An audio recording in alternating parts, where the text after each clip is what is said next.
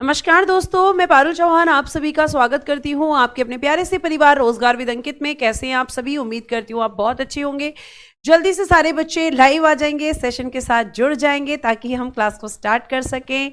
फटाफट एक बार जल्दी सेशन के साथ जुड़ जाएं ताकि हम क्लास को स्टार्ट कर सकें। आप जानते हैं आज मुझे पढ़ाना है आपको प्रीएम्बल, ठीक है? तो यहाँ पे हमारे साथ रूपेश, संजना, अंजू, पायल, मोहन, विष्णवी, प्रदीप, अनु, राहुल, संदीप, प्रकाश, यूसुफ, काजल, सभी को अगेन मेरी तरफ से गुड इवनिंग, नमस्ते, राधे राधे, राम राम, शस्ति अकाल। प्यारे प्यारे बच्चों, कैसे आप सभी? उम्मीद तो यही होती है कि आप हमेशा बहुत अच्छे होंगे और आपकी तैयारी भी बेहतरीन चल रही होगी। सभी लोग लाइव आ जाएंगे और आज का आपका चैप्टर है प्रीएम्बल यानी कि प्रस्तावना, जो कि मैंने लास्ट क्लास में स्टार्ट भी किया था और कुछ बेसिक पॉइंट्स भी मैंने आपको इसके बारे में बता दिए थे कि आइडिया ऑफ प्रीएम्बल कहाँ से लिया गया है, लैंग्वेज ऑफ प्रीएम्बल हमने कहाँ से लिया है, सोर्स ऑफ प्रीएम्बल क्या है, ये कुछ बेसिक पॉइंट्स मैंने आपको बता दिए थे।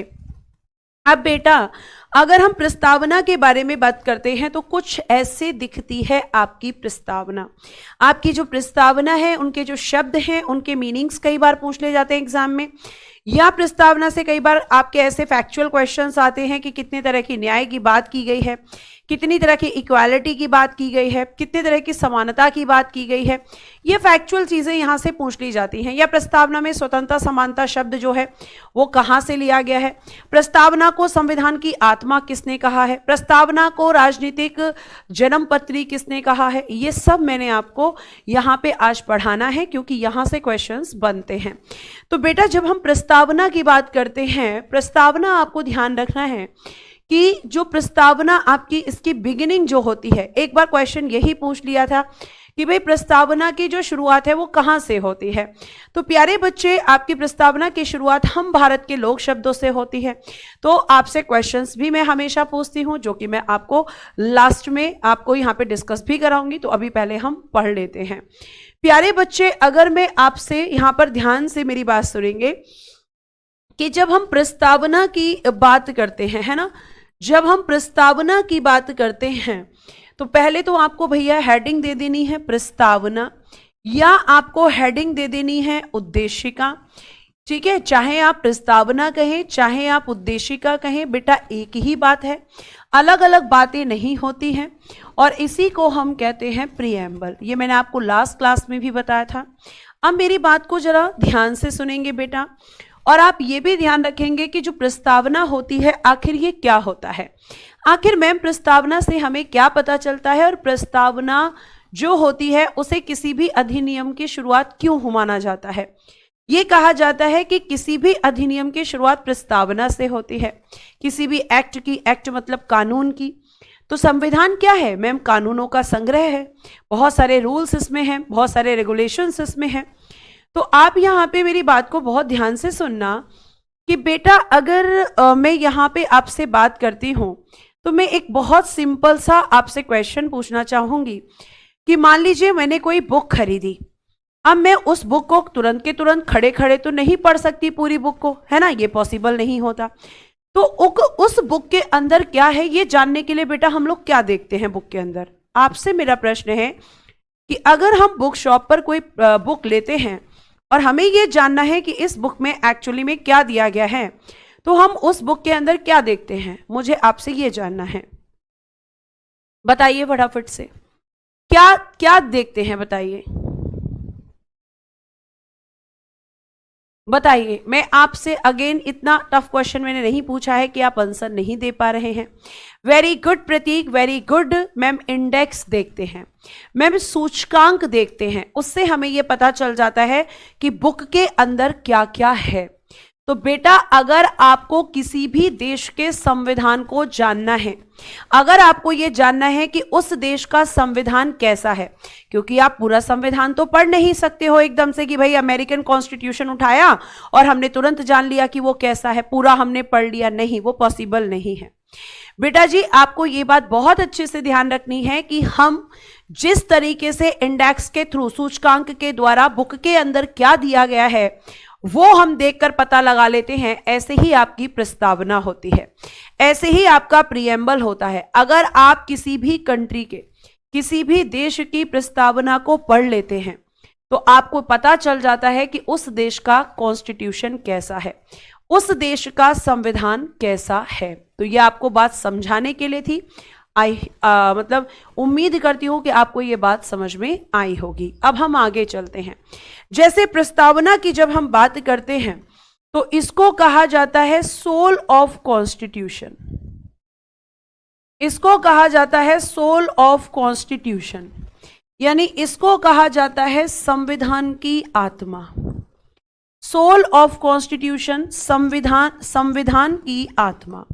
और ये किसने कहा है मैम? अनुराग ठाकुर भार्गव दास जी ने। अनुराग ठाकुर भार्गव दास जी। आप केवल भार्गव दास जी भी याद रख सकते हैं। प्रस्तावना को राजनीतिक जन्मपत्री, पॉलिटिकल हॉरोस्कोप, पॉलिटिकल हॉरोस्कोप, ये किसने कहा है? यानी राजनीतिक जन्मपत्री। तो आप कहेंगे इसको पॉलिटिकल हॉरोस्कोप या जन्मपत्री कहा है के.एम. मुंशी जी ने, कन्हैयालाल मानिकलाल मुंशी जी। कन्हैयालाल मानिकलाल मुंशी जी ने इसको क्या कहा है कि ये जो है ये प्रस्तावना संविधान की राजनीतिक जन्मपत्री है। पॉलिटिकल हॉरोस्कोप किसने कहा है इसको? तो आप कहोगे मैम के.एम. मुंशी जी ने। फिर मैंने आपको बताया था कि ये क्या है मैम? इसको कहा गया है introduction of constitution. Introduction of constitution, संविधान का परिचय पत्र। क्या कहा गया इसको? संविधान का परिचय पत्र। संविधान का परिचय पत्र, इंट्रोडक्शन ऑफ कॉन्स्टिट्यूशन। तो ये किसने कहा है? ये कहा है मैम N.A. पालकीवाला जी ने। N.A. पालकीवाला कि भैया जो प्रस्तावना है ये इंट्रोडक्शन है किसका? संविधान का। तो N.A. पालकीवाला जी ने ऐसा कहा है। ठीक, आगे सुनिए। नेक्स्ट यहां पे संविधान निर्माताओं के, जो संविधान निर्माता थे यानी कॉन्स्टिट्यूशन मेकर्स, कॉन्स्टिट्यूशन मेकर्स, संविधान निर्माताओं के मेकर्स, विचारों को जानने की कुंजी, विचारों को जानने की कुंजी, जानने की कुंजी। कुंजी कहते हैं बेटा जी की को, कुंजी यानी हमारे जो कॉन्स्टिट्यूशन मेकर्स थे उनके विचार क्या कहते हैं, आखिर वो किन उद्देश्यों को जानना चाहते हैं। तो ये किसने कहा है मैम? अर्नेस्ट वार्कर जी ने। वेरी गुड, एक बच्चे ने आंसर किया है। अर्नेस्ट वार्कर जी ने मैम ऐसा कहा है। ये प्रीएम्बल के कुछ फेमस स्टेटमेंट्स हैं बेटा, ये आपको ध्यान रखना है। ठीक है, हाँ जी। वॉइस बग हो रहा है, अब बताइए अभी कैसा हो रहा है? अभी बताइए मुझे, 1 मिनट रुकिए, वेट कीजिए 2 मिनट।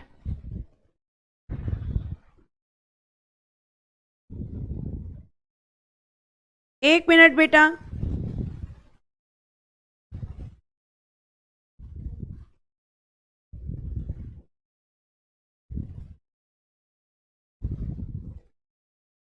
अभी बताइए जरा एक बार। ठीक है, चलिए, ठीक है, तो चलिए फिर हम आगे बढ़ जाते हैं। तो संविधान निर्माताओं के विचारों को जानने की कुंजी किसने बताया है? अर्नेस्ट वार्कर ने। ठीक है, आगे सुनिए यहां पर। अब भाई एक बहुत बेसिक क्वेश्चन, प्रस्तावना जो है, प्रस्तावना यानी कि जो प्रीएम्बल है, प्रस्तावना, क्वेश्चन पूछा जाता है कि इसमें कितनी बार संशोधन किया गया है, कितनी बार संशोधन। संशोधन को कहते हैं बेटा जी अमेंडमेंट। सीधा सीधा क्वेश्चन बच्चे आता है, कितनी बार संशोधन, यह आपको ध्यान रखना है। ठीक है, यह आपको ध्यान रखना है। आप मुझे बताइए कितनी बार संशोधन। कुछ बच्चे कह रहे हैं 3 टाइम्स, कुछ बच्चे कह रहे हैं 1 टाइम। बिल्कुल ठीक है, केवल एक बार, केवल एक बार, ओनली 1 टाइम। और आपको पता है कि संशोधन जब किया जाता है तो या तो कुछ ऐड किया जाता है या कुछ रिमूव किया जाता है। तो आप ध्यान रखेंगे कि जब संशोधन किया गया है तो यहां पे एड ऑन किया गया है, जोड़ा गया है, जोड़ा गया। और संशोधन कौन सा था बेटा? 42वां संविधान संशोधन 1976, 42nd कॉन्स्टिट्यूशन अमेंडमेंट 1976। यह आपको ध्यान रखना है, 1976। बात समझ आ रही है? 42वां संविधान संशोधन हुआ और एड ऑन क्या किया गया है मैम? 3 वर्ड्स, 3 शब्द यहां पर जोड़े गए हैं। वो कौन कौन से हैं? फर्स्ट लिखिएगा समाजवाद, यानी कि सोशलिस्ट। समाजवाद यानी कि सोशलिस्ट। सेकंड लिखिएगा, फर्स्ट हो गया, सेकंड लिखिएगा पंथ निरपेक्ष, यानी कि सेक्युलर, सेक्युलर। और थर्ड लिखिएगा बेटा जी अखंडता, यानी कि इंटीग्रिटी, इंटीग्रिटी। ये 3 शब्द बेटा जी 26 जनवरी 1950 को आपके संविधान में नहीं थे, बल्कि इन्हें 42वें संविधान संशोधन के द्वारा आपके संविधान में एड ऑन की, आपके संविधान की प्रस्तावना में एड ऑन किया गया था। ठीक है, समाजवादी, पंथ निरपेक्ष और अखंडता। इतनी बात समझ में आ रही है? अब ध्यान से सुनिए बेटा, अगर मैं बात करती हूं तो जो आपका 42वां संविधान संशोधन 1976 में हुआ, सीधा क्वेश्चन पूछा है एसएससी ने कि इसे लघु संविधान कहते हैं। यानी लघु संविधान किसे कहा जाता है? मिनी कॉन्स्टिट्यूशन किसे कहा जाता है? तो मैम 42वें संविधान संशोधन को मिनी कॉन्स्टिट्यूशन कहते हैं। ऐसा क्यों मैम? क्योंकि बेटा आपके कॉन्स्टिट्यूशन में जो सबसे ज्यादा परिवर्तन हुए हैं, आपके संविधान में जो सबसे ज्यादा चेंजेस हुए हैं, अमेंडमेंट हुए हैं, वो इसी संशोधन के द्वारा हुए हैं। अरुण अभी बताऊंगी बेटा पंथ निरपेक्ष का मतलब क्या होता है। पेशेंस रखें, सब आंसर्स आपके पास होंगे। ठीक है, तो आप कहेंगे मैम इसे मिनी कॉन्स्टिट्यूशन, लघु संविधान इसलिए कहते हैं क्योंकि इस संशोधन के द्वारा हमारे संविधान में सबसे ज्यादा परिवर्तन किए गए हैं। ठीक है कोमल बेटा, बोर्ड पे ध्यान से देखो, सारे वर्ड्स जो हैं इंग्लिश में लिखे हैं, जितने टफ वर्ड्स हैं सारे के सारे, एक बार ध्यान से देखो बोर्ड की तरफ। नहीं बच्चे, संडे को क्लास नहीं हुआ था, इस संडे नहीं हुआ था। ठीक है, आगे चलिए। अब मैं आपसे ये पूछूंगी, क्वेश्चन नंबर 2 है, किस वाद में, वाद मतलब क्या होता है मैम? केस। किस वाद में सर्वोच्च न्यायालय ने, सर्वोच्च न्यायालय यानी कि सुप्रीम कोर्ट, सुप्रीम कोर्ट, किस वाद में सर्वोच्च न्यायालय ने प्रस्तावना को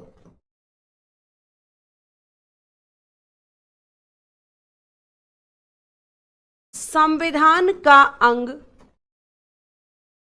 संविधान का अंग, part of constitution, part of constitution, part of constitution नहीं बताया। और दूसरा क्वेश्चन है, किस वाद में अंग बताया। ये दो क्वेश्चन डायरेक्टली आते हैं। किस केस में कहा कि प्रस्तावना संविधान का अंग नहीं है, और किस केस में कहा कि प्रस्तावना संविधान का ही अंग है। तो प्यारे बच्चों, आपको ध्यान रखना है कि नहीं बताया तो भाई बेरोवारी वाद हुआ था। एक बेरोवारी वाद को कहते हैं केस, और ये केस हुआ था 1960 में, और इसमें सुप्रीम कोर्ट ने कहा कि प्रस्तावना संविधान का अंग नहीं है। अब एक बात को बहुत ध्यान से सुनेंगे बेटा, आपका जो संविधान है ना, आपको पता है कि एक्स्ट्रा इंफॉर्मेशन हमेशा एक बॉक्स में मैं देती हूं, तो एक बॉक्स बनाएंगे, ये एक्स्ट्रा इंफॉर्मेशन है। जैसे आपको पता है कि संविधान में संशोधन होता है, संविधान में आप अमेंडमेंट कर सकते हैं।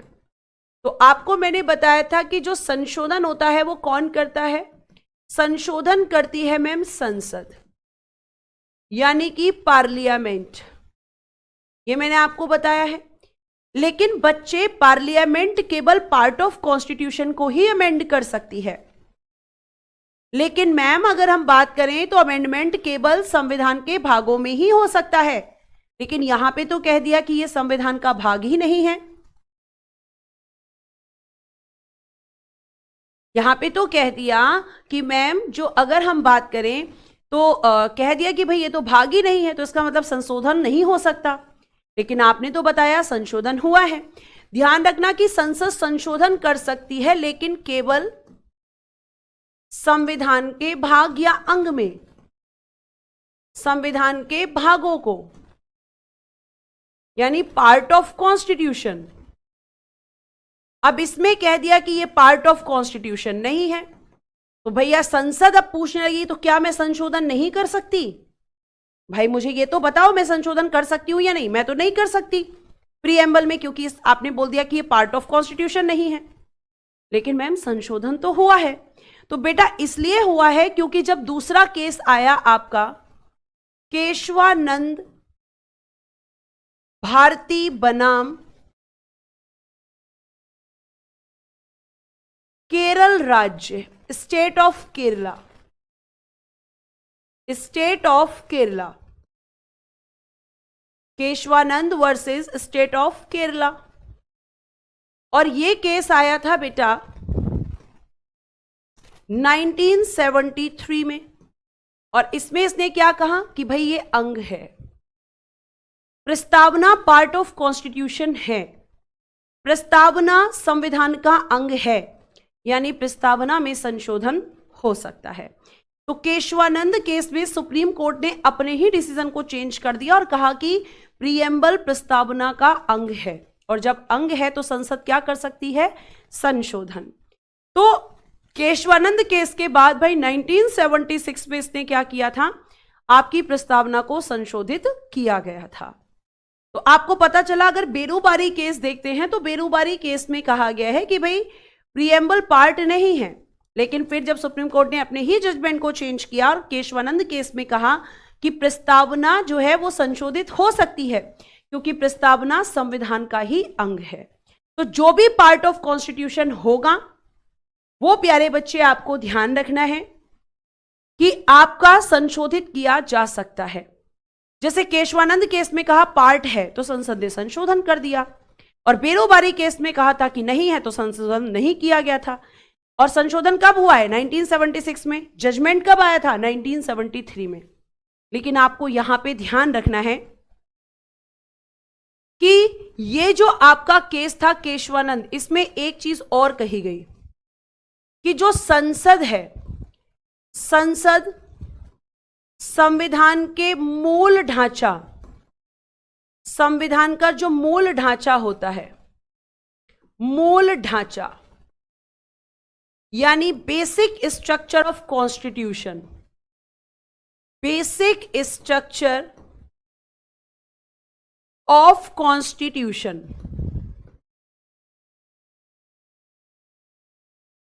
संसद संविधान का जो मूल ढांचा है उसको छोड़कर संशोधन कर सकती है, उसको छोड़कर क्या कर सकती है? संशोधन। यानी किसी भी अमेंडमेंट से बेसिक स्ट्रक्चर ऑफ कॉन्स्टिट्यूशन का उल्लंघन नहीं होना चाहिए, इसका वायलेशन नहीं होना चाहिए। अब प्रॉब्लम कहां क्रिएट हो गई? प्रॉब्लम बेटा जी ये क्रिएट हो गई कि भाई ये बताओ कि आपने तो बोल दिया बेसिक स्ट्रक्चर ऑफ कॉन्स्टिट्यूशन, लेकिन इसकी डेफिनेशन क्या है? सुप्रीम कोर्ट से पूछ रही है संसद कि तुमने बोल दिया कि बेसिक स्ट्रक्चर को छोड़ना है, उसमें अमेंडमेंट नहीं करना है, लेकिन क्या सुप्रीम कोर्ट आप मुझे बताएंगे कि व्हाट इज बेसिक स्ट्रक्चर? भाई मूलभूत ढांचा क्या है, पूछा संसद ने सुप्रीम कोर्ट से, तो सुप्रीम कोर्ट ने कहा कि ये तो मैं समय समय पर बताऊंगा कि बेसिक स्ट्रक्चर क्या है। क्योंकि बेटा जी बेसिक स्ट्रक्चर की कोई भी डेफिनेशन संविधान में नहीं है। बेसिक स्ट्रक्चर क्या होता है यह संविधान में लिखा ही नहीं गया है। तो हम यह कह सकते हैं, एक बार सीधा एसएससी ने क्वेश्चन पूछा कि बेसिक स्ट्रक्चर क्या है, बेसिक स्ट्रक्चर यानी संविधान का मूलभूत ढांचा क्या है। तो ये जो बेसिक स्ट्रक्चर होता है या जो मूलभूत ढांचा होता है, ये बेसिक स्ट्रक्चर बेटा जी एक जुडिशियल जजमेंट है। ये क्या है? एक जुडिशियल जजमेंट, यानी कि ये एक न्यायिक निर्णय है। और सुप्रीम कोर्ट ये समय समय पर बताता है कि बेसिक स्ट्रक्चर क्या होगा और क्या नहीं होगा। यानी इस बेसिक स्ट्रक्चर को क्यों लाया सुप्रीम कोर्ट? ताकि संसद की संशोधन की शक्ति को कंट्रोल किया जा सके, ताकि संसद की संशोधन की शक्ति को कंट्रोल में किया जा सके, उसे नियंत्रित किया जा सके।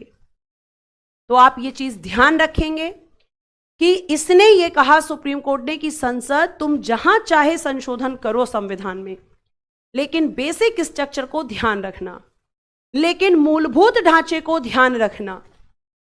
और अगर तुमने ये मूलभूत ढांचा जो है इसको तोड़ा तो मैं तुरंत उस संशोधन को कैंसिल कर सकता हूं। यानी पहले तो सुप्रीम कोर्ट ने कहा जाओ संसद, खुला मैदान है, जहां चाहे वहां संशोधन करो, लेकिन बाद में बोल दिया रुक जाओ, बेसिक स्ट्रक्चर का वायलेशन मत करना, मूलभूत ढांचे का उल्लंघन मत करना। संसद बोली भैया मूलभूत ढांचा वो मैं बताऊंगा समय समय पर, मैं तुम्हें समय समय पर बताऊंगा कि मूलभूत ढांचा क्या है। तो ये क्या था बेटा जी? एक जुडिशियल जजमेंट था, ये एक न्यायिक निर्णय था। जो किस केस में दिया गया? क्वेश्चन पूछा जाता है बेसिक स्ट्रक्चर की डेफिनेशन सुप्रीम कोर्ट ने किस केस में दी थी? केशवानंद केस में। ठीक है, यहां तक समझ में आया हो तो थम्स अप करें फटाफट।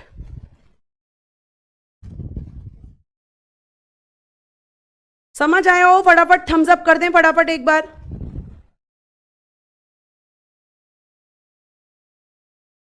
ठीक है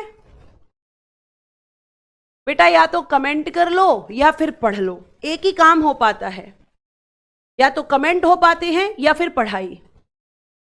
ठीक है, आगे देखिए, आगे फिर हम बात करते हैं। एक क्वेश्चन आता है प्रस्तावना की शुरुआत ये कहां से होती है? प्रस्तावना की शुरुआत यानी beginning of preamble, beginning of preamble.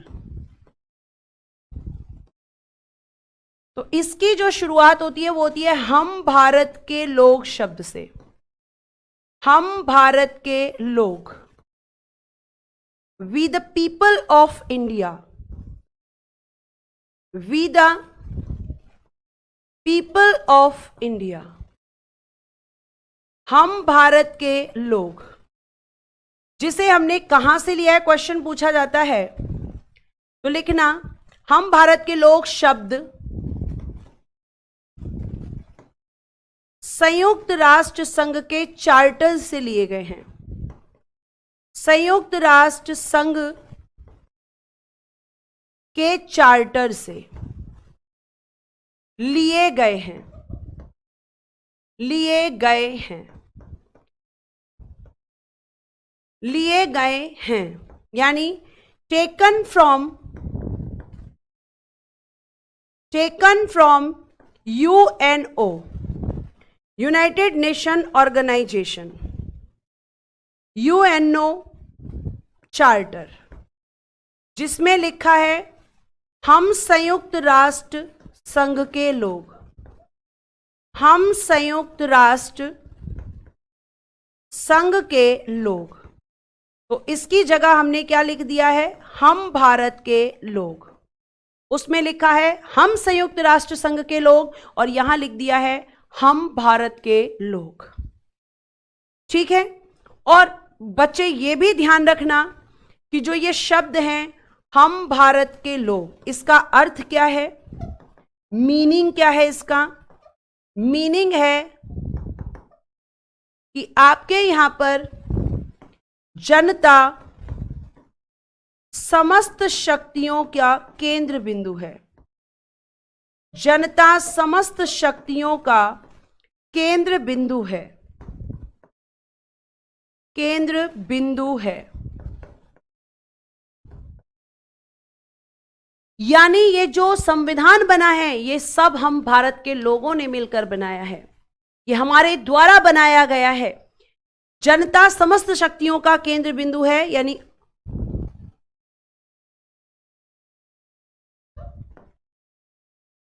जनता समस्त शक्तियों का केंद्र बिंदु है, यानी जनता के पास में ही सारी शक्तियां हैं और जनता ने ही मिलकर इस संविधान को बनाया है।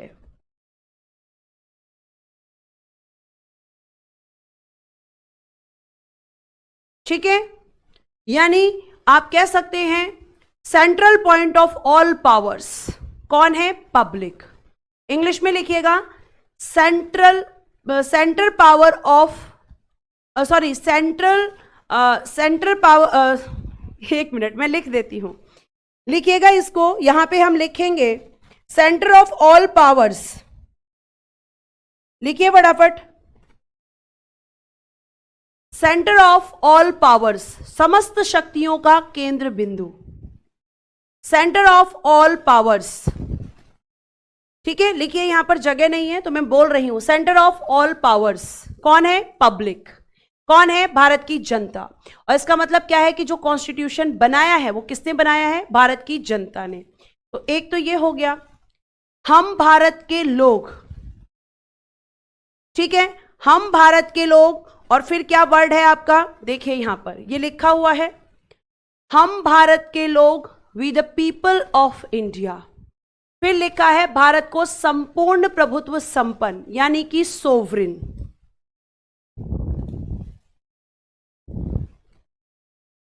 संपूर्ण प्रभुत्व संपन्न, संपूर्ण प्रभुत्व संपन्न, यानी कि सोवरिन। इसका मीनिंग क्या होता है मैम, इसका अर्थ क्या होता है। इसका एक वर्ड में मीनिंग होता है इंडिपेंडेंसी, यानी कि स्वतंत्रता। और इसका मतलब स्वतंत्रता कब होती है, जब कोई देश यानी कंट्री अपने आंतरिक यानी कि इंटरनल, आंतरिक एवं बाह्य मामले बाह्य मामलों के बारे में, बाह्य मामलों मतलब इंटरनल एंड एक्सटर्नल अफेयर्स।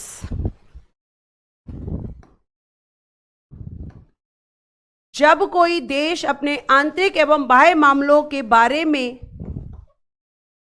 निर्णय लेने के लिए स्वतंत्र हो, निर्णय यानी डिसीजन लेने के लिए स्वतंत्र हो, उसको कहते हैं इंडिपेंडेंट कंट्री, उसको कहते हैं संपूर्ण प्रभुत्व संपन्न देश। अब मैं आपसे प्रश्न पूछती हूं, क्या भारत एक सोवरेन कंट्री है? क्या भारत एक संपूर्ण प्रभुत्व संपन्न देश है? जी हां मैम, भारत एक संपूर्ण प्रभुत्व संपन्न देश है। कैसे कह सकते हैं हम? क्योंकि बेटा आज के समय में हमारा जो देश है वो अपने इंटरनल और एक्सटर्नल डिसीजन अपने आप लेता है। वो किसी से परमिशन नहीं मांगता है, किसी से इजाजत नहीं मांगता है कि भाई आकर मेरे आंतरिक और बाह्य मामलों को सुलझाओ। लेकिन अगर मैं आपसे पूछूं बेटा कि क्या बिफोर इंडिपेंडेंट ऑफ इंडिया या बिफोर 1947 1947 से पहले क्या भारत एक सोवरेन कंट्री था?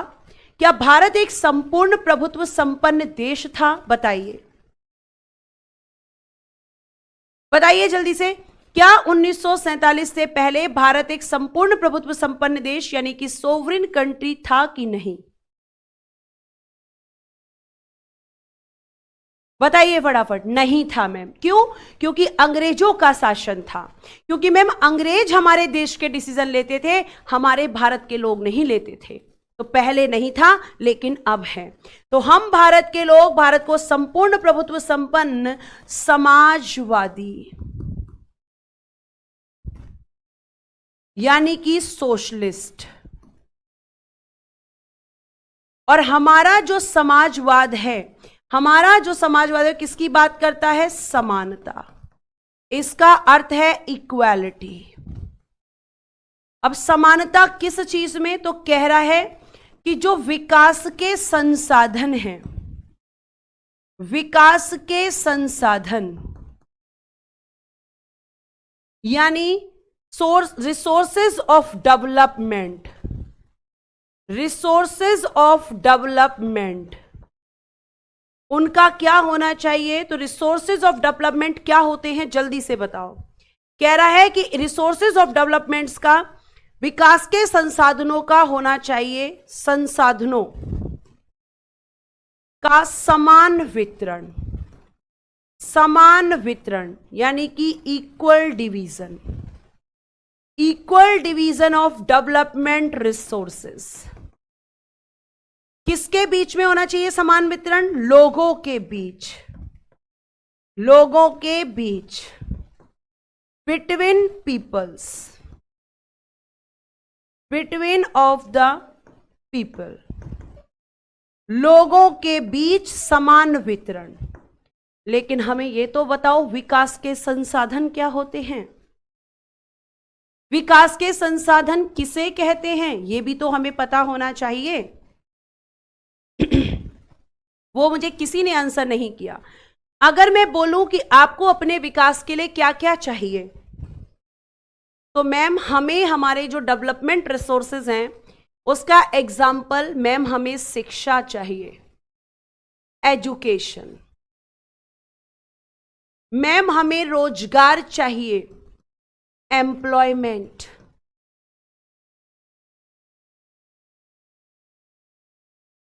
मैम हमें अच्छा स्वास्थ्य चाहिए, गुड हेल्थ।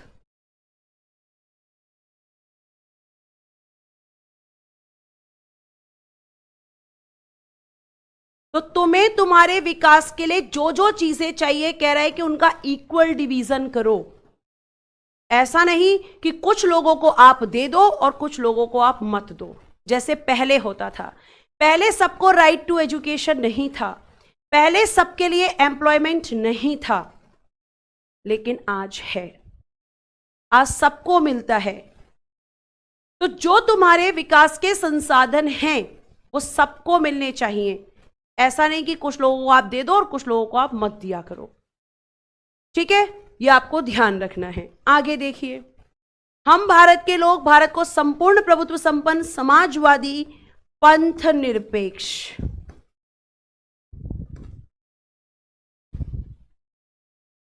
या हम कह सकते हैं धर्मनिरपेक्ष, और इसको इंग्लिश में कहते हैं सेक्युलर।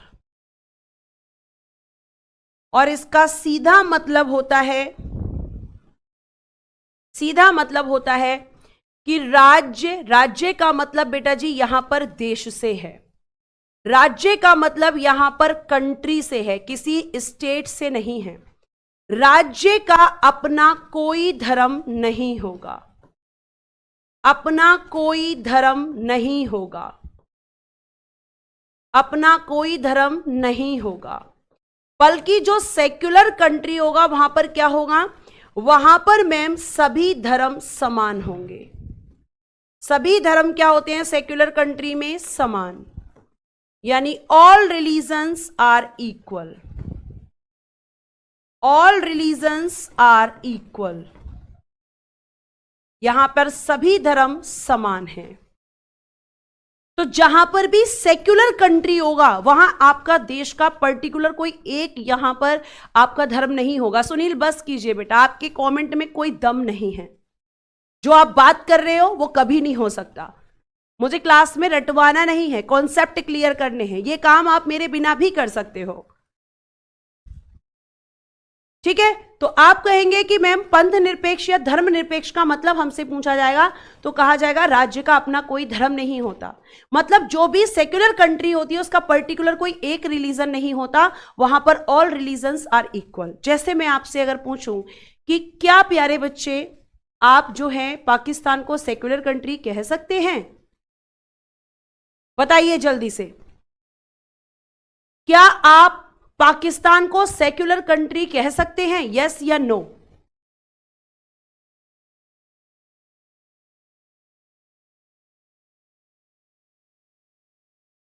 क्या कहेंगे आप?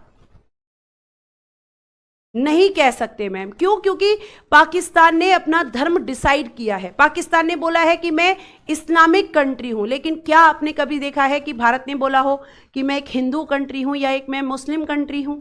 नहीं मैम, भारत ने तो हमेशा बोला है ऑल रिलीजन आर इक्वल, मतलब भारत का अपना कोई एक पर्टिकुलर धर्म नहीं है। भारत ये नहीं कहता कि मैं हिंदू कंट्री हूं, जिस दिन भारत ऐसा कह देगा उस दिन ये सेक्युलर शब्द यहां से हट जाएगा, लेकिन अभी हम सेक्युलर कंट्री हैं, अभी हमारा भारत देश एक पंथ निरपेक्ष देश है, क्योंकि यहां पर सभी धर्मों को समानता दी गई है, यहां पर्टिकुलर इसका कोई एक धर्म नहीं है, ठीक है। आगे चलते हैं, हम भारत के लोग भारत को संपूर्ण प्रभुत्व संपन्न पंथ निरपेक्ष लोकतांत्रिक, ये लिखेंगे लोकतंत्र, डेमोक्रेसी, और डेमोक्रेसी लोकतंत्र किसे कहते हैं? तो मैम जहां पर होता है लोगों का तंत्र, इसका सीधा सा मतलब है लोगों का तंत्र, system of the people, system of the people. और सिस्टम ऑफ द पीपल कहां पर होगा बेटा जी? मैम जहां पर जनता, जो जनता होती है उसको मतदान का अधिकार होता है, जहां पर जनता को मिलता है राइट ऑफ वोटिंग, वहीं पर होता है लोकतंत्र, राइट ऑफ वोटिंग। और इसमें जनता क्या करती है मैम? जनता निर्वाचनों में मतदान करती है और अपने प्रतिनिधियों को चुनती है, ठीक है बेटा। लोग क्या कहते हैं उस पे नहीं जाना है, संविधान क्या कहना है उस पे जाना है, लोग क्या कहते हैं उस पे नहीं जाना है। अब मुझे ये बताइए, डेमोक्रेसी क्या है, लोकतंत्र क्या है? लोगों का तंत्र, यानी जहां पर जनता खुद से अपने प्रतिनिधियों को चुनती है। भाई मतदान में क्या होता है? वोटिंग क्या होती है? मतदान से क्या होता है? तो मैम मतदान के द्वारा जनता क्या करती है? जनता अपने प्रतिनिधियों को चुनती है, अपने प्रतिनिधियों को चुनती है। प्रतिनिधि किसे कहते हैं? रिप्रेजेंटेटिव्स, रिप्रेजेंटेटिव्स प्रतिनिधियों को चुनती है। और हमारे रिप्रेजेंटेटिव्स कौन होते हैं बेटा? तो हम हमारे प्रतिनिधि या रिप्रेजेंटेटिव होते हैं एमपी और एमएलए, एमपी और एमएलए होते हैं। और हमारी जनता ये अधिकार देती है एमपी एमएलए को कि हमारी तरफ से जाओ और जाकर शासन करो। क्या आप खुद जाकर पार्लियामेंट में बैठते हैं, विधानसभा में बैठते हैं? नहीं मैम, हम खुद नहीं बैठते हैं, हम एमपी एमएलए को ये पावर देते हैं। तो आपको मैं बता दूं कि जो भारत है, भारत में कैसा लोकतंत्र है? भारत में अप्रत्यक्ष लोकतंत्र है, भारत में इनडायरेक्ट डेमोक्रेसी है। क्यों कह सकते हैं indirect democracy in India? Indirect इसलिए है मैम क्योंकि हम खुद शासन नहीं करते, बल्कि हम तो एमपी एमएलए को अपनी तरफ से भेजते हैं। और बेटा इसके लिए अब्राहम लिंकन, जो आपके अमेरिका के प्रेसिडेंट रह चुके हैं, उन्होंने एक स्टेटमेंट दिया है, लोगों का शासन, लोगों का शासन लोगों के द्वारा, लोगों के लिए, लोगों का शासन लोगों के द्वारा लोगों के लिए। उन्होंने इस स्टेटमेंट से लोकतंत्र को समझाया है।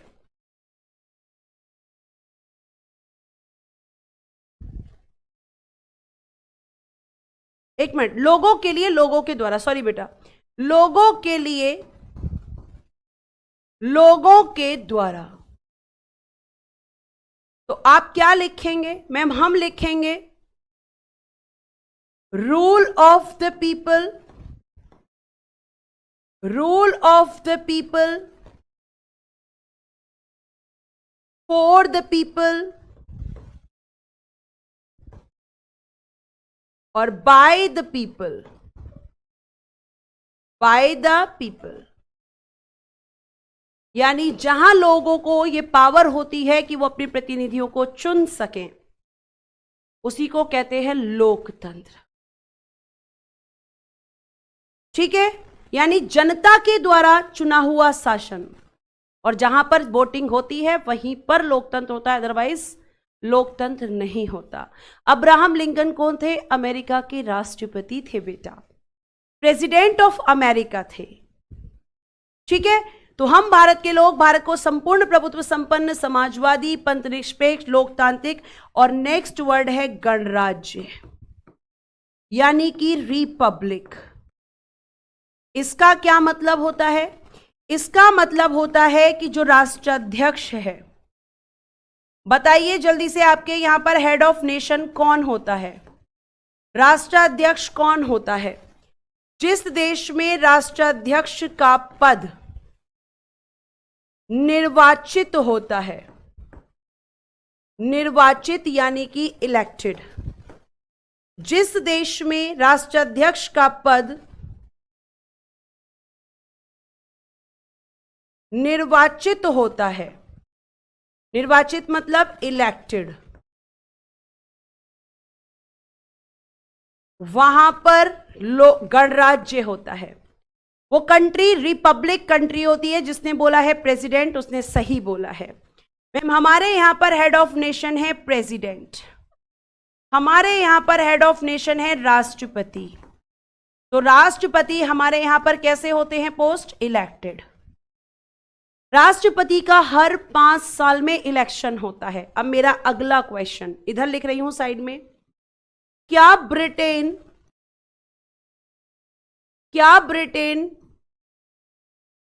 गणराज्य यानी कि रिपब्लिकन कंट्री है? रिपब्लिकन कंट्री, क्या ब्रिटेन गणराज्य देश है? यस या नो? हाँ या ना?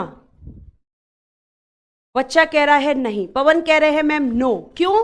क्योंकि मैम यहां पर जो हेड ऑफ नेशन है, हेड ऑफ नेशन यानी कि राष्ट्राध्यक्ष, वो होते हैं मैम या तो किंग या फिर क्वीन, यानी या तो राजा या रानी। और यहां पर जो राजा या रानी होते हैं हेड ऑफ नेशन, उनमें क्या होता है कि राजा का बेटा ही अगला राजा, रानी की बेटी या बेटा ही अगला राजा या रानी। यानी यहां पर जो हेड ऑफ नेशन है वो कैसा है मैम? हेरिडेटरी पोस्ट है। हेरिडिएटरी पोस्ट है, यानी मैम वंशानुगत पद है। और वंशानुगत पद का मतलब होता है राजा का बेटा या बेटी ही नेक्स्ट हेड ऑफ नेशन होंगे, या हेड ऑफ नेशन का इलेक्शन नहीं होता। क्या अमेरिका रिपब्लिकन कंट्री है? बिल्कुल है, क्योंकि वहां प्रेसिडेंट का इलेक्शन होता है। क्या भारत रिपब्लिकन कंट्री है? जी हाँ मैम है, क्योंकि हमारे यहां पर भी राष्ट्रपति का इलेक्शन होता है। नहीं बेटा, ब्रिटेन में राष्ट्रपति नहीं होते, ब्रिटेन में राष्ट्रपति नहीं होते हैं। ठीक है, आगे चलिए।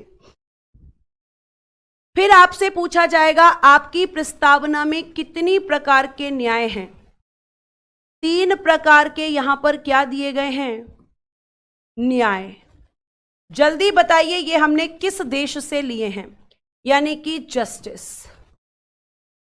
और ये कौन कौन से हैं मैम? पहला सोशल जस्टिस, यानी सामाजिक न्याय। दूसरा मैम इकोनॉमिक जस्टिस, यानी आर्थिक न्याय। और तीसरा बेटा जी पॉलिटिकल जस्टिस, यानी कि राजनीतिक न्याय।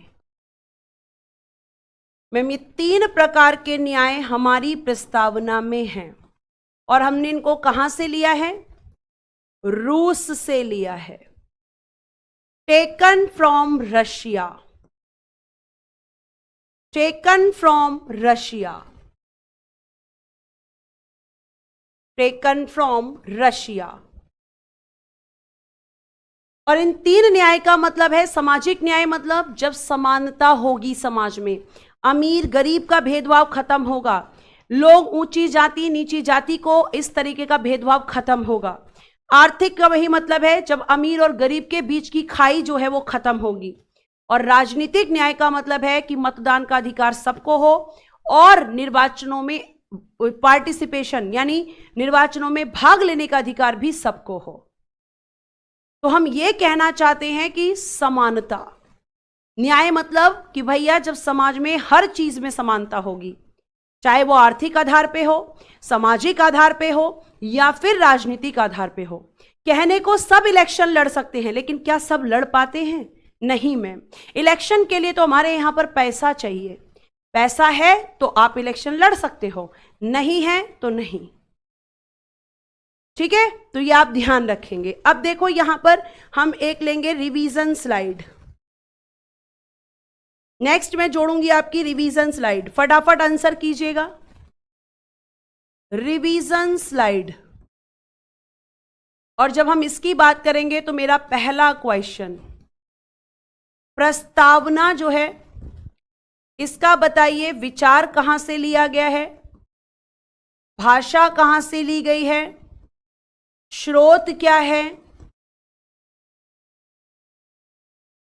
इससे संविधान की आत्मा किसने कहा है, संविधान की आत्मा किसने कहा है,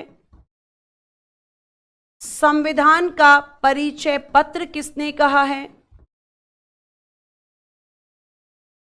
इसे राजनीतिक जन्मपत्री किसने कहा है,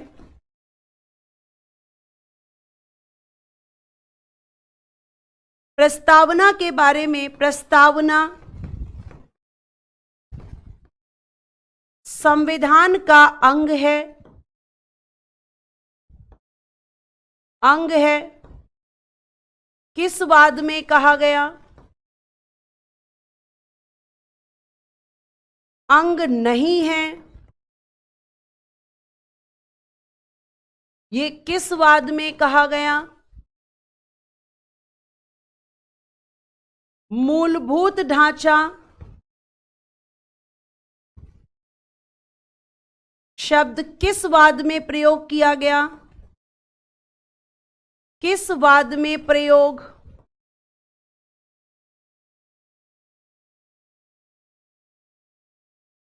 समाजवाद,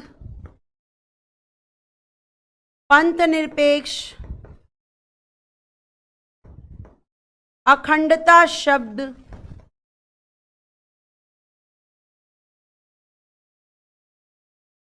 किस संशोधन द्वारा जोड़े गए?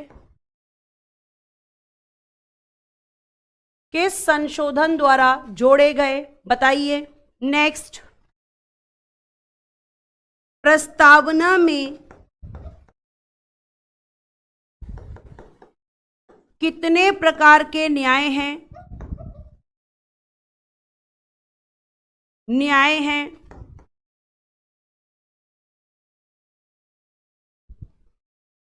पंथ निरपेक्ष का अर्थ क्या होता है?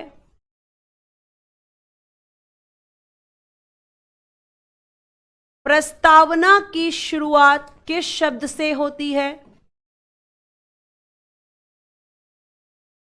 प्रस्तावना की शुरुआत कहां से होती है?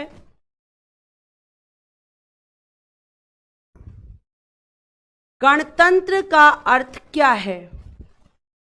गणतंत्र का अर्थ क्या है? लोकतंत्र का अर्थ क्या है? सबका आंसर एक वर्ड में देना है। अर्थ क्या है? ये मेरे प्रश्न हैं। अगर आप इनके आंसर दे पा रहे हैं तो चीजें आपको समझ में आई हैं। चलिए, विचार आपने बताया था मैम अमेरिका, भाषा आपने बताया था ऑस्ट्रेलिया, स्रोत आपने बताया था उद्देश्य प्रस्ताव, संविधान की आत्मा ठाकुर भार्गव दास, केवल मैं भार्गव दास लिख देती हूं। परिचय पत्र बेटा आपने आंसर दे रखा है NA पालकी वाला। आंसर मैच करते जाइए अगर आपने ये आंसर्स दिए हैं। राजनीतिक जन्मपत्री किसने कहा है? बहुत बढ़िया, दीपिका कह रही हैं KM मुंशी जी ने कहा है। कन्हैयालाल मणिकलाल मुंशी जी। किस वाद में संविधान का अंग बताया गया और किस वाद में कहा गया नहीं है? बताओ जल्दी से, बताइए फटाफट।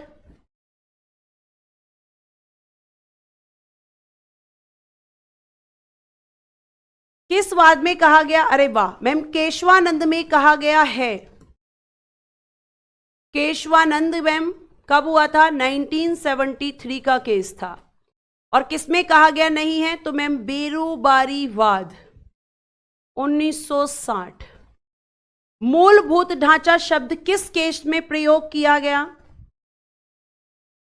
मूलभूत ढांचा शब्द किस केस में यूज किया गया?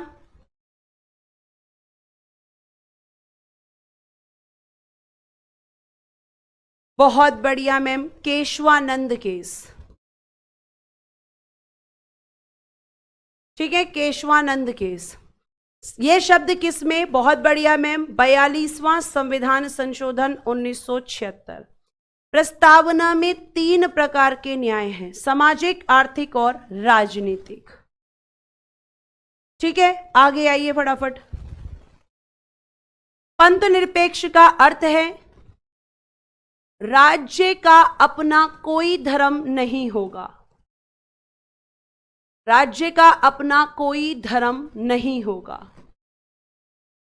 ये मैम पंथ निरपेक्ष का अर्थ है।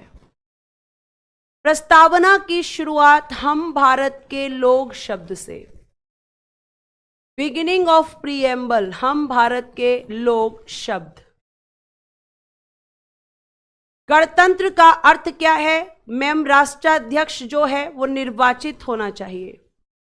राष्ट्राध्यक्ष क्या होना चाहिए? राष्ट्राध्यक्ष का पद निर्वाचित।